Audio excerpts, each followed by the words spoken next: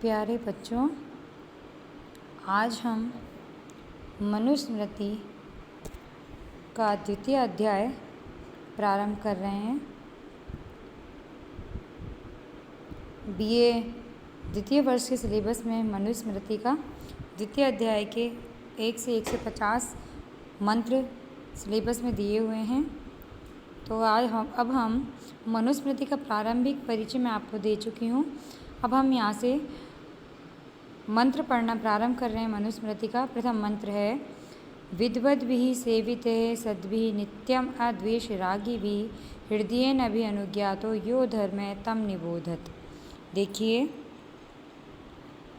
महर्षि मनु कहते हैं कि विद्वद्भिः विद्वानों के द्वारा, अद्वेष रागिभिः राग और द्वेष से रहित, विद्वानों के द्वारा राग और द्वेष से रहित, सद्भिः सज्जनों के द्वारा यानी विद्वद्भिः यानी कि विद्वानों के द्वारा, अद्वेष रागिभिः सद्भिः यानी कि राग और द्वेष से रहित सज्जनों के द्वारा, नित्यम सेवित है सदैव पालन किया गया, नित्यम सेवित है सदैव पालन किया गया,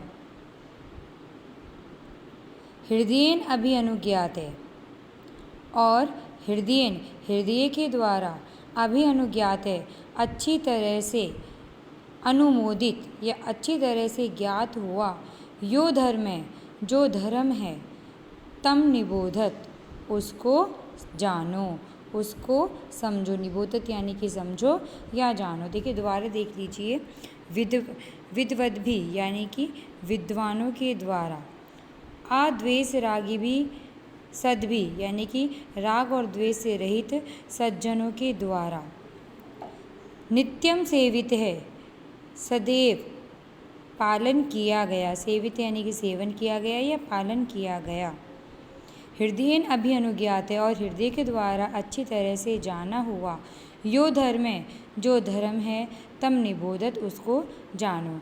अर्थात यहाँ सर्वप्रथम महर्षि मनु धर्म की विस्तृत व्याख्या प्रस्तुत करने जा रहे हैं। महर्षि मनु कहते हैं कि विद्वानों ने जिसका सेवन किया, राग और द्वेष से रहित सज्जनों ने जिसका सेवन किया, जो हृदय से अच्छी तरह से जाना हुआ है, जो धर्म है उसको तुम जानो। यानी कि धर्म के बारे में विस्तार पूर्वक यहाँ महर्षि मनु बता रहे हैं।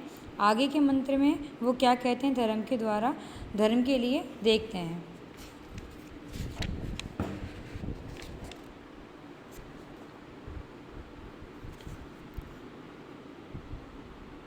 कामात्मता न प्रशस्ता न च एव इहि अस्ति अकामिता काम्यो ही वेदाधिगमे कर्मयोगश्च वेदिके।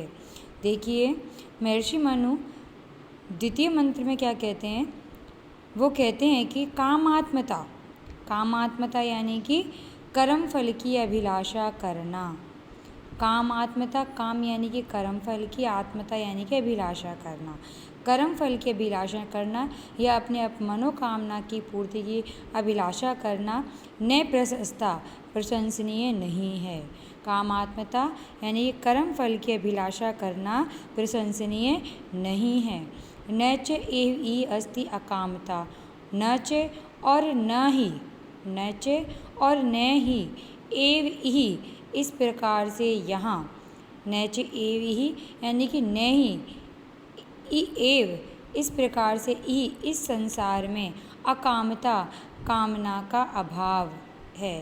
कह रहे हैं कि न ही इस संसार में कामना का अभाव, यानी कामना का अभाव की कल्पना करना भी प्रशंसनीय नहीं है, यानी कर्महीन भी नहीं रहना चाहिए। ही क्योंकि वेदाधिगमे, क्योंकि वेदों का अध्ययन, वेदाधिगमे वेदों का ज्ञान या वेदों का अध्ययन, तथा वेदिक है कर्म योग च, और वेदिक कर्म योगे च यानी कि वेदों में निहित कर्मों का, योग यानी कि अनुष्ठान, वेदों में निहित कर्मों का अनुष्ठान, काम्यों काम्य है, यानी कि प्रशंसनीय है या हमारे द्वारा कामना के योग्य ही है।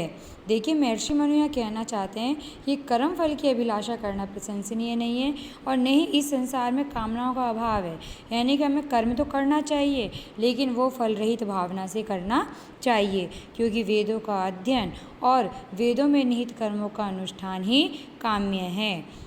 देखिए गीता में भी आपने पढ़ा होगा, गीता में सुना भी होगा कि गीता में निष्काम कर्म योग की प्रशंसा की गई है कि कर्म तो करो लेकिन कर्म फल की इच्छा मत करो और फल की कामना करना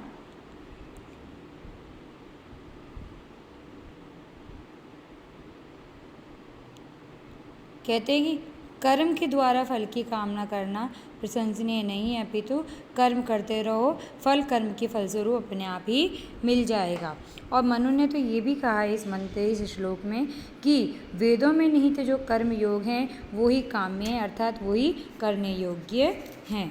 दोबारा सुन लीजिए इस मंत्र को एक बार कि कामात्मता ने प्रशस्ता, कि कर्म फल की अभिलाषा करना न प्रशस्ता प्रशंसनीय नहीं है, नैचे और न ही एव इस प्रकार ही यह इस संसार में अकामिता अस्ति, कामनाओं का अभाव है ही, क्योंकि वेदादिगमे वेदों का अध्ययन करना च और वेदिक है कर्म योग है और वेदों में निहित कर्मों का अनुष्ठान ही काम्यों काम्य है।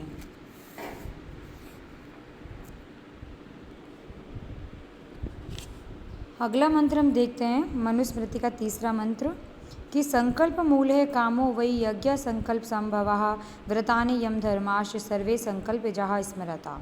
देखिए महर्षि मनु यहाँ कामना की संकल्प मूलता का कथन करते हैं, कहते हैं कि काम है कि कर्म फल, काम है कर्म फल संकल्प मूल है वही, कि कर्म फल कैसे हैं उसका मूल कारण क्या है, संकल्प है। कह रहे हैं कि कर्मों का मतलब काम है कि कर्मों की अभिलाषा का मूल है, मूल कारण संकल्प वही निश्चित रूप से संकल्प है। कहते हैं दोबारा सुन लीजिए, काम है कि कर्म फल की अभिलाषा या कामना का मूल है, जो मूल है वो संकल्प है वही यानी कि निश्चित रूप से संकल्प है, संकल्प है। या इसको ऐसे भी कह सकते हैं कि कामना संकल्प मूल हैं। यज्ञ संकल्प संभवा, यज्ञ और यज्ञ भी संकल्प संभवा, संकल्प यानी कि संकल्प से ही संभवा उत्पन्न होते हैं, यज्ञ भी संकल्प से उत्पन्न होते हैं। व्रतानि यम धर्मा, व्रतानि व्रत और यम धर्मा यम नियम आदि सभी धर्म, यम धर्मा यम नियम आदि सभी धर्म च सर्वे संकल्प जा स्मरता, कि सभी धर्म संकल्प जा संकल्प से ही उत्पन्न स्मरता कहे गए हैं। क्या द्वारे सुन लीजिए सेकंड लाइन को कि व्रतानि व्रत यम धर्माश्च सर्वे और सभी यम नियम आदि धर्म संकल्प जहाँ संकल्प से ही उत्पन्न होने वाले स्मृता कहे गए हैं। देखिए महर्षि मनु बताते हैं कि जो हमारी कामना है वो भी संकल्प के कारण ही उत्पन्न होती हैं और जो यज्ञ है वो भी संकल्प के कारण ही हम लोग करते हैं। जो व्रत यम धर्म नियम आदि हैं वो भी सब संकल्प के द्वारा ही उत्पन्न कहे गए हैं। कहते हैं कि जब कोई भी व्यक्ति जब किसी कर्म फल की प्राप्ति की अभिलाषा करता है तो उसके पूर्व अपने मन में उस फल को प्राप्त करने का संकल्प रखता है। कह रहे हैं इस संकल्प के कारण ही उसकी कामनाएं पूर्ण होती है। तो कहते हैं कामना का मूल संकल्प है। कहते हैं यज्ञ तप दान रूपी जो श्रेष्ठ कर्मों को करता है उनका मूल कारण भी संकल्प है, क्योंकि संकल्प से ही व्यक्ति की शुभ कर्मों में प्रवृत्ति होती है। इसी प्रकार अहिंसा आदि व्रत सत्य अस्त्य आदि यम नियम आदि धर्म ये भी सभी सत्संकल्प से ही उत्पन्न होने वाले कहे गए हैं। दोबारा सुन लीजिए इस मंत्र को कि संकल्प मूल है कामो वही। कहते हैं कि वही निश्चित रूप से कामनाएं संकल्प मूल है, संकल्प के कारण ही होती हैं, ये संकल्प के कारण ही उत्पन्न होती हैं। यज्ञ संकल्प संभवा, संकल्प से ही उत्पन्न होने वाले हैं। व्रतानि व्रत यानी कि अहिंसा आदि व्रत, यम धर्माश्च यम नियम आदि धर्म, सर्वे ये सभी संकल्प जहाँ संकल्प से ही उत्पन्न होने वाले स्मृतः कहे गए हैं। कहते आते हैं श्रेष्ठ कर्मों को करने के लिए हमें शुभ संकल्प करना चाहिए। अगला मंत्र देखते हैं। अकामश्च क्रिया काचित् दृश्यते नेहि करिचित् यद्यपि कुरुते किंचित तत्तत् कामस्य चेष्टितम्। कहते हैं कि इस संसार में अकामस्य यानी कि कामना रहित व्यक्ति की करहिचित कहीं भी काचित क्रिया कोई भी क्रिया न दृश्यते दिखाई नहीं देती है। कह रहे हैं महर्षि मनु कि कहते हैं कि कामना के मूल में ही संकल्प की शक्ति का प्रतिपादन कर रहे हैं। कहते हैं कि मनु कि अकामश्य कि कामना से रहित व्यक्ति की ही इस संसार में करहिचित कहीं भी काचित क्रिया कोई भी क्रिया न दृश्यते दिखाई नहीं देती है ही, क्योंकि यत किंचित कुरुते कि वो जो किंचित कुरुते कुछ भी करता है, तत्तत् वह कामस्य चेष्टितमेव वह काम के द्वारा ही चेष्टित किया गया होता है, यानी कि कामना के द्वारा ही किया जाता है। कहते कि इस संसार में मनुष्य जो भी कर्म करते हैं वो कामना से रहित नहीं होते हैं, अपितु सभी कार्यों को करने में व्यक्ति के अंदर संकल्प की शक्ति होती है। तो दोबारा सुन लीजिए इस मंत्र को एक बार। महर्षि मनु कहते हैं कि अकामश्य क्रिया काचित दृश्यते नहीं करहिचित कि इस संसार में अकामश्य कामना से रहित व्यक्ति की करहिचित कहीं भी काचित क्रिया न दृश्यते कोई भी क्रिया दिखाई नहीं देती है ही, क्योंकि यत जो किंचित कुरुते जो वह कुछ भी करता है, तत्तत् वह कामस्य चेष्टिता में वह कामना के द्वारा ही या कामना की चेष्टा ही है, यानी कि व्यक्ति मन में संकल्प धारण करके ही कामना के द्वारा ही कोई कार्य करता है। बिना कामना के कोई भी क्रिया व्यक्ति के संसार में दिखाई नहीं देती है। अगला मंत्र देखते हैं मनुस्मृति का। तेषु सम्यक वर्तमानो गच्छति अमरलोकताम यथा संकल्पितां च इहि सर्वान् कामान् समश्नुते। महर्षि मनु इस मंत्र में शुभ संकल्प पूर्वक श्रेष्ठ कर्म करने से लौकिक सुख तथा मोक्ष प्राप्ति का कथन कर रहे हैं। कहते हैं वो कि तेषु उन शास्त्र विहित कर्मों में, तेषु यानी कि उन शास्त्र विहित कर्मों में सम्यक अच्छी तरह से वर्तमान रहता हुआ व्यक्ति अमरलोकताम गच्छति अमरलोक को प्राप्त होता है। दोबारा सुन लीजिए कि तेषु उन शास्त्र विहित कर्मों में सम्यक अच्छी तरह से वर्तमान रहता हुआ व्यक्ति अमरलोकताम गच्छति अमरलोक को प्राप्त करता है। इहि च और इस संसार में और इस संसार में यथा संकल्पितान कि इस संसार में संकल्पित सभी कामनाओं को, यथा संकल्पितान संकल्पित सभी कामनाओं को सर्वान कामान समश्नुते सभी कामनाओं को, सर्वान कामना यानी सभी कामनाओं को अश्नुते प्राप्त कर लेता है। दोबारा सुन लीजिए इस मंत्र को।